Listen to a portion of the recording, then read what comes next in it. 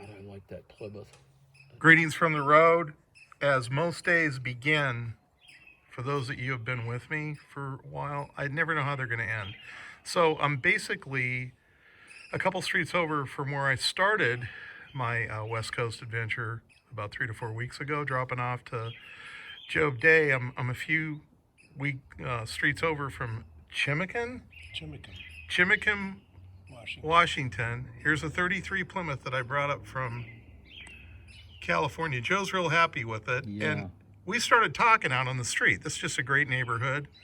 These are hydrangeas here, right? Yep. Okay. It's just gorgeous here. So it turns out I asked these guys because they're both native of Tacoma, and they've known each other since high school. And I asked them if either of them knew Harold LeMay. And then, as you folks know, last week I was at the LeMay Family Collection, and I was touring around, and I was looking at some black and white graduating class photos that were blown up, and I always thought that they ceased operations in the 30s. Well, I'm sitting here and I can't show you on camera because Joe wanted to respect his privacy. He's showing me a diploma where he graduated in '64 from what was then 9th grade. And I'm looking at the diploma, I'm looking at the commencement program. You can show that. Okay, I'll show you the commencement program. The Marymount Military Academy. This is 1964. And this was administered by the Roman Catholic Diocese, but it was Dominican nuns, right? Yeah. And they hired military lay commanders to teach you guys. But he actually attended this school. So this is the first guy that I've ran across that actually went to Marymount. And Joe believes that they continued teaching until at least probably 68, maybe 70. Right. So Maybe that's just amazing, because I'm talking with a guy here that went to Marymount, which is incredible. But he even has more incredible stories. He knew Harold LeMay when he was alive. I'm going to have him start and tell you about the Farmer Brothers. Okay, yeah. Let's start with the Farmer Brothers. And Joe's got to talk loud because of my phone. So tell me about the Farmer Brothers in the 60s and what you used to do. Okay. When I was a young fella, I would go down to a gas station on the corner of 56th and Pacific, and that was the oldest gas station in that part of the city of Tacoma. And when it was built, which was probably around 1918, that was totally undeveloped area. So the Farmer Brothers, and this had stayed in the same family since it was built. There were 3 brothers. They were bachelor brothers, and they worked on old cars and sold gasoline. And when I went there, I would just sit and observe what was going on and learn what I could. And if I didn't talk too loud, they let me sit around. They let you stay. They let me stay. You had an interest in the old cars back then, and yes. And then your profession. You were telling me you were a painter, a finish painter, and a paper hanger, in Port Townsend. In Port Townsend, Yeah, and which is that known as a Victorian community? Yeah, it's known as the Victorian Seaport Community. And there's just a handful of those in the country, right? I think there's only about 3. Only 3, and the others are over on the East Coast. I think one of them's Cape May, New Jersey, and I can't remember where the other one is supposed to be. Okay, so you plied your trade over there, which is about 7 miles from here? Yeah. About 7 miles. I worked there for, and so did Mr. Corbin here. He worked there for I'm here with Ron. Many years. Yeah. Many years. We were both painters, and we painted almost every house, and it seemed like in that city in those days, and did a lot of restoration work. So now you guys are both semi to fully retired, living about 7 miles away in this place. And you were telling me some stories. Because I asked you if you knew Harold LeMay. Yeah. And from his open houses. From his open houses, where he'd open up once a year. Not really that personally. Maybe Ron. Yeah, Ron might have known it. Did you know him personally? Did you ever? I didn't know him personally. I talked to him a few times. I think I had something to do with him with his touring business one time. Okay. Yeah, but I knew he Your had mom old didn't. Let's just suffice to say, your mom didn't hold him in high regard. So we'll just. He had a refuge He company. had a Yeah, reputation. he had a refuge company. He was a garbage man. Right. He ran trucks, and she always said that he was a crook, basically.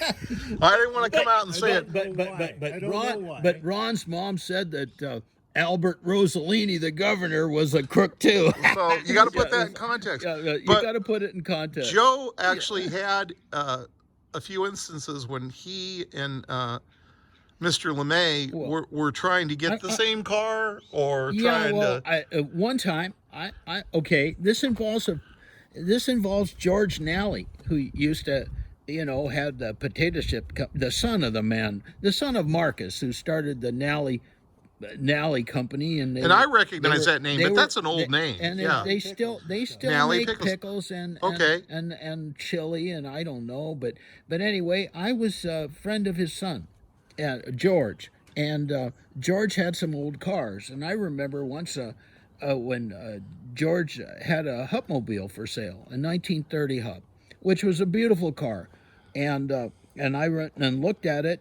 and Harold had been there right before me, and Harold had offered $100 less than I bought it for. I think I paid $850 for that car, and I think Harold offered less, and that's how I got the car. Okay. But that car had a broken number 7 piston in it, and I drove it home. And what was amazing is I found a set of pistons for that Hupmobile in a wrecking yard that's long gone on Puyallup Avenue, McCormick's wrecking yard. McCormick's wrecking yard. Yeah, and I found that set of pistons, and they were 30 thousandths over with a matching set of rods. And I had a friend who was a mechanic. His name was Ron Smith. Right. Ron Smith had been a mechanic for General George Patton and kept his armies going. Oh wow. He was Colonel Smith, but and Colonel Smith was a friend of mine, and he told me he'd help me fix up that Hupmobile.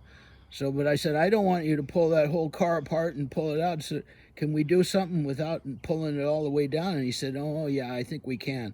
So he took that front end off. He took the hood off basically, and he took the old rods out, and then he matched them up with the old ones, except the old ones were 30 thousandths over, and these were stock. So what he did is he turned down those pistons Okay. individually on a Wow. lathe in his garage and turned them down 30 thousandths so they'd fit. And then he took 17 pistons and he balanced them.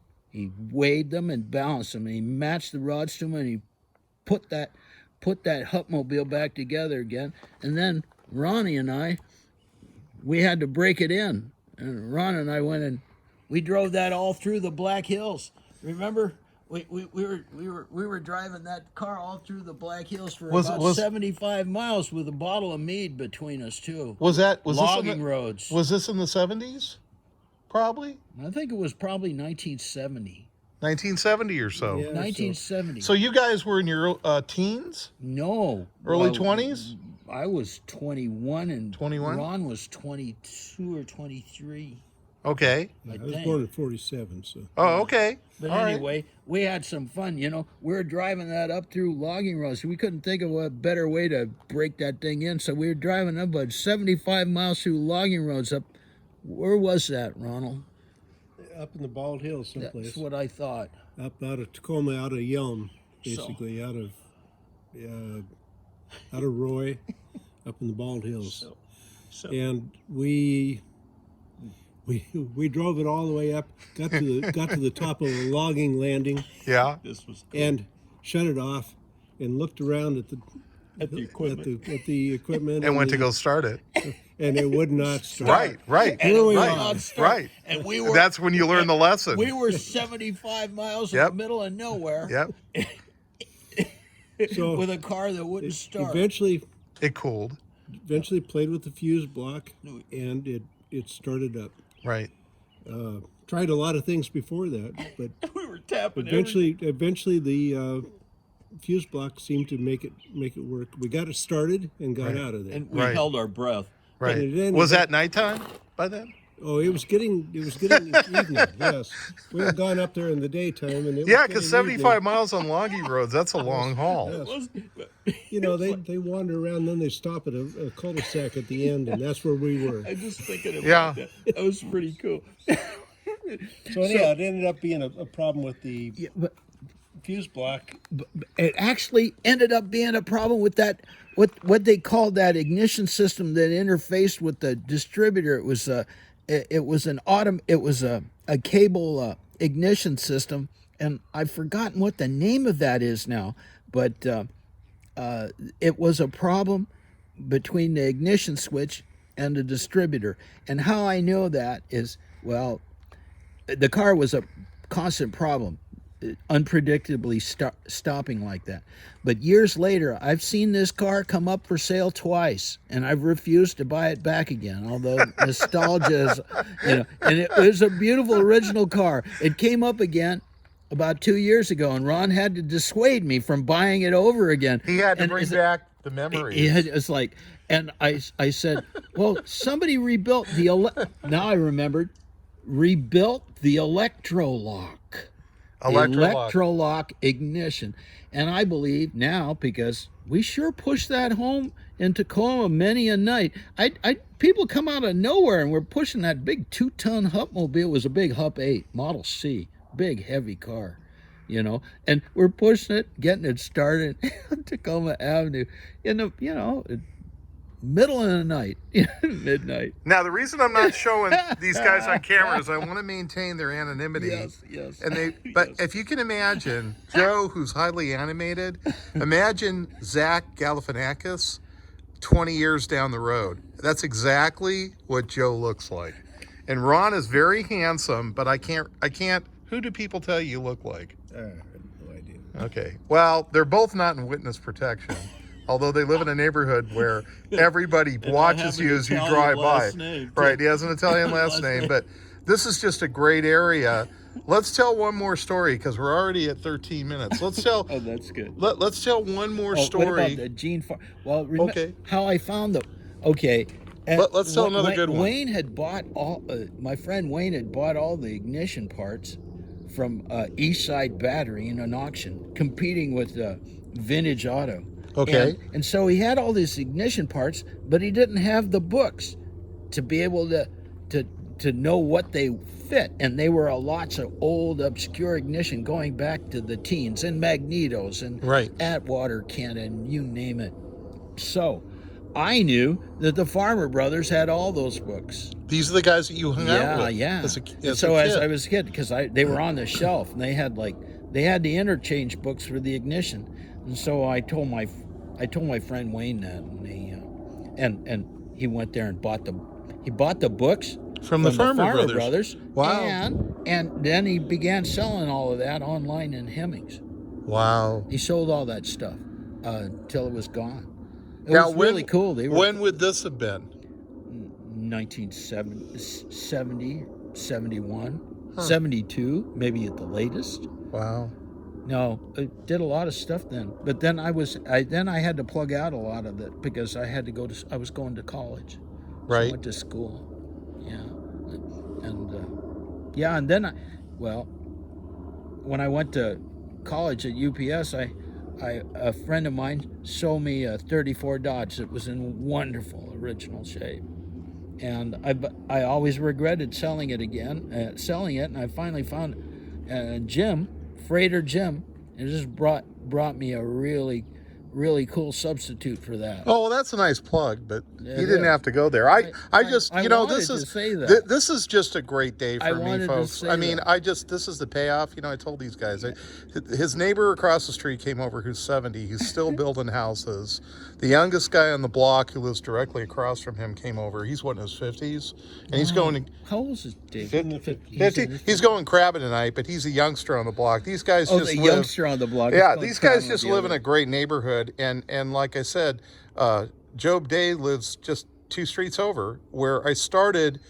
Imagine this: I can't win the lottery, but I end up back where I started, literally within a stone's throw of where I started my West Coast jaunt 3 to 4 weeks ago. I'm back where I started, dropping off the multi-purpose John Deere tractor. Well, I'm going to wrap it up. I'm going to visit with these guys again, but we're going on 15 minutes. It's a long video for you guys to watch.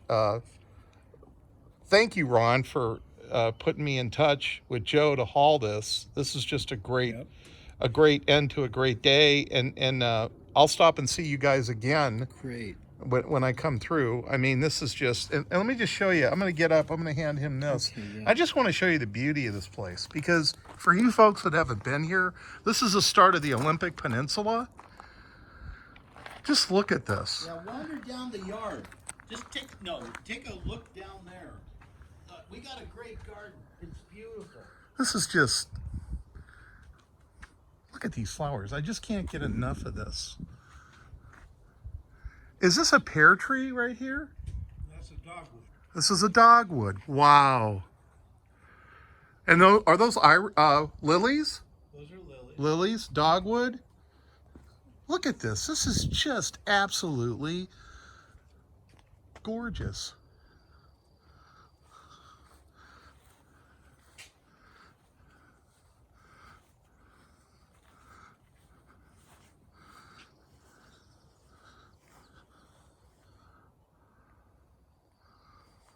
Gonna walk around here.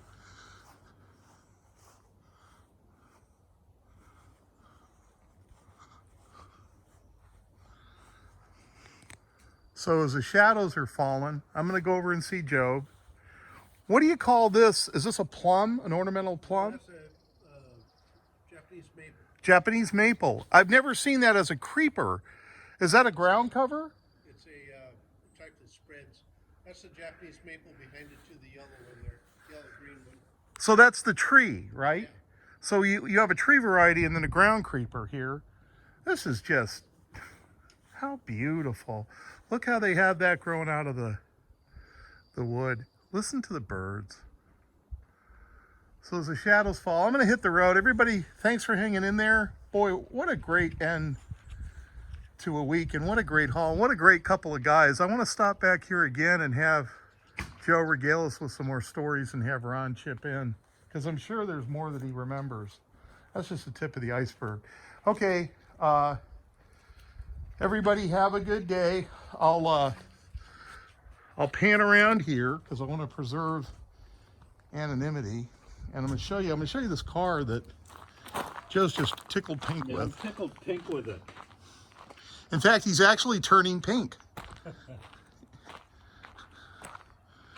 His next door neighbor came over, nice lady next door. So he's gonna really enjoy this car. This reminds him of what? His first car, you had a Dodge? Oh no, yeah, it wasn't my first, but it was a car I drove in school in Tacoma back in the day, back in the 70s. So this reminds you of that. Yeah, absolutely. I'll just take you out. This is a neighbor across the street. God, wouldn't you love to live on this street? Look at this.